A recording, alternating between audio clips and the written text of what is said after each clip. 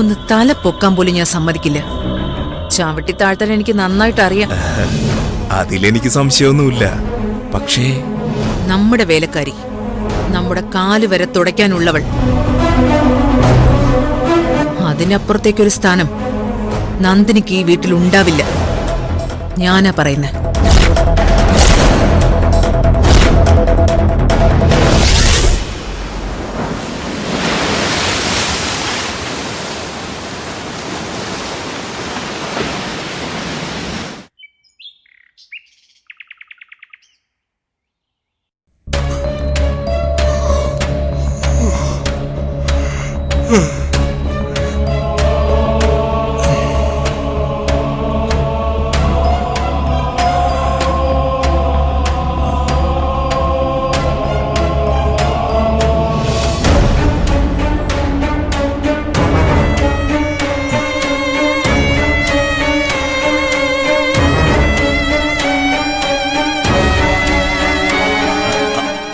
ആരാത്?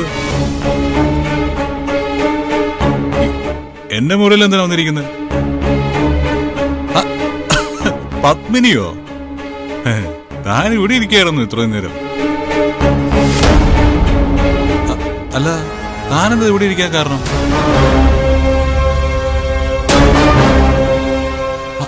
ഓ, ഞാൻ മറന്നുപോയി.